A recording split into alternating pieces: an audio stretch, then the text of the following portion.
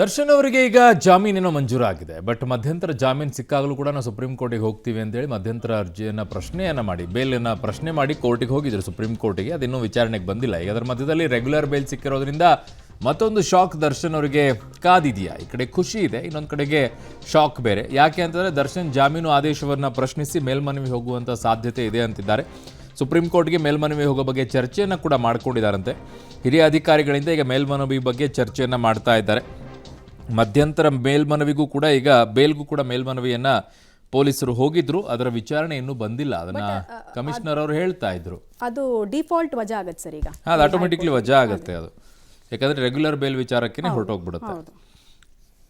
ನನ್ನ ಸಹೋದ್ಯೋಗಿ ಈಗ ಕ್ರೈಮ್ ಬ್ಯೂರೋಯಿಂದ ನರಸಿಂಹಮೂರ್ತಿ ನನ್ನ ಸಂಪರ್ಕಕ್ಕೆ ಸಿಗ್ತಾ ಇದ್ದಾರೆ. ನರಸಿಂಹಮೂರ್ತಿ, ಇವತ್ತು ಈ ಬಗ್ಗೆ ಚರ್ಚೆ ಆಗಿದೆಯಾ? ಈಗ ಮಧ್ಯಂತರ ಬೇಲ್ದಂತೂ ಅದಂತೂ ಕ್ಲೋಸ್ ಆಗುತ್ತೆ. ಈಗ ರೆಗ್ಯುಲರ್ ಬೇಲ್ ವಿಚಾರದಲ್ಲಿ ಅಪೀಲನ್ನು ಮಾಡಬೇಕಾಗತ್ತೆ. ಮತ್ತೊಂದಿಷ್ಟು ಸಮಯಾವಕಾಶ ತೆಗೆದುಕೊಳ್ಳುತ್ತೆ ಅಂತ ಕಾಣಿಸುತ್ತೆ ಇದು.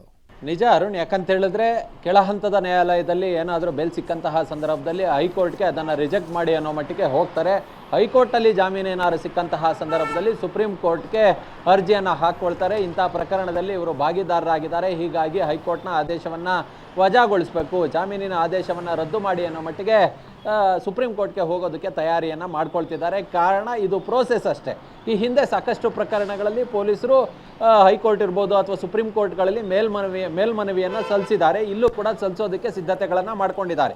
ತನಿಖಾಧಿಕಾರಿ ಈಗಾಗಲೇ SPP ಅವರ ಜೊತೆ ಮಾತನಾಡಿದ್ದಾರೆ ಮತ್ತು ಮಾತುಕತೆಯ ವಿವರವನ್ನು ಹಿರಿಯ ಅಧಿಕಾರಿಗಳ ಗಮನಕ್ಕೆ ತರುವ ಕೆಲಸವನ್ನು ಕೂಡ ಮಾಡಿದ್ದಾರೆ. ಈ ಹಿಂದೆ ದರ್ಶನ್ಗೆ ಮಧ್ಯಂತರ ಜಾಮೀನು ಸಿಕ್ಕಂತಹ ಸಂದರ್ಭದಲ್ಲಿ ಮಧ್ಯಂತರ ಜಾಮೀನನ್ನು ರದ್ದು ಮಾಡಬೇಕು ಅನ್ನೋ ನಿಟ್ಟಿನಲ್ಲಿ ಸುಪ್ರೀಂ ಕೋರ್ಟ್ಗೆ ಅರ್ಜಿಯನ್ನು ಹಾಕ್ಕೊಂಡಿದ್ರು. ಆದರೆ ಸುಪ್ರೀಂ ಕೋರ್ಟ್ನಲ್ಲಿ ಇನ್ನೂ ಕೂಡ ಲಿಸ್ಟ್ ಆಗಿರಲಿಲ್ಲ.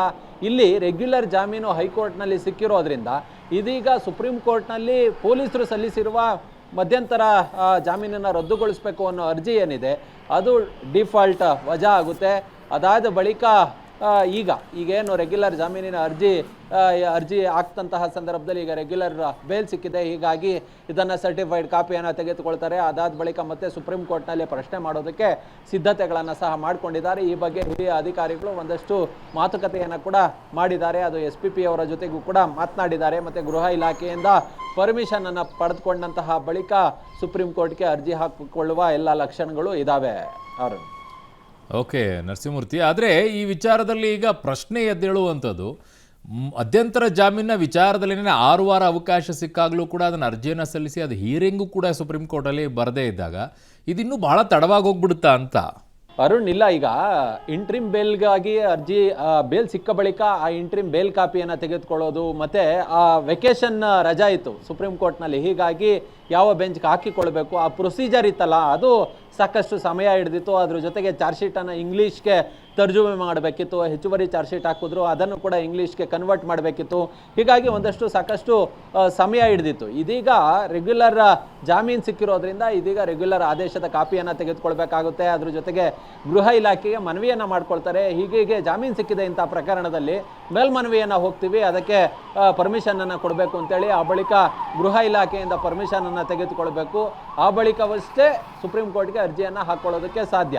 ಹೀಗಾಗಿ ಇಲ್ಲೂ ಕೂಡ ಒಂದಷ್ಟು ದಿನ ಪ್ರೊಸೀಜರ್ ಹಿಡಿಯುತ್ತೆ. ಆ ಪ್ರೊಸೀಜರ್ ಎಲ್ಲ ಮುಗಿದ ಬಳಿಕ ಸುಪ್ರೀಂ ಕೋರ್ಟ್ಗೆ ಅರ್ಜಿಯನ್ನು ಹಾಕ್ಕೊಳ್ತಾರೆ. ಮತ್ತು ಇದೀಗ ಇಂಟ್ರಿಮ್ ಬೇಲನ್ನು ರದ್ದು ಮಾಡಬೇಕು ಅನ್ನೋ ನಿಟ್ಟಿನಲ್ಲಿ ಸುಪ್ರೀಂ ಕೋರ್ಟ್ಗೆ ಹಾಕ್ಕೊಂಡಂತಹ ಅರ್ಜಿ ಏನಿದೆ ಅದನ್ನು ವಾಪಸ್ ತೆಗೆದುಕೊಳ್ತಾರೆ. ಅದಾದ ಬಳಿಕ ಇದೀಗ ರೆಗ್ಯುಲರ್ ಜಾಮೀನಿಗೆ ಜಾಮೀನೇನು ಕೊಟ್ಟಿದ್ರಲ್ಲ ಅದನ್ನು ರದ್ದು ಮಾಡಬೇಕು ಅನ್ನೋ ನಿಟ್ಟಿನಲ್ಲಿ ಅರ್ಜಿಯನ್ನು ಹಾಕೋದಕ್ಕೆ ಸಿದ್ಧತೆಗಳನ್ನು ಮಾಡ್ಕೊಳ್ತಿದ್ದಾರೆ. ಅರುಣ್, ಓಕೆ ನರಸಿಂಹಮೂರ್ತಿ, ನಿಮ್ಮೆಲ್ಲ ಮಾಹಿತಿಗೆ ಧನ್ಯವಾದಗಳು. ಆಲ್ವೇಸ್ ಜಸ್ಟಿಸ್ ಇಸ್ ಡಿಲೇ ಅಂತಲೇ ಹೇಳ್ತಾರೆ ಇದೇ ವಿಚಾರಕ್ಕೇನೆ.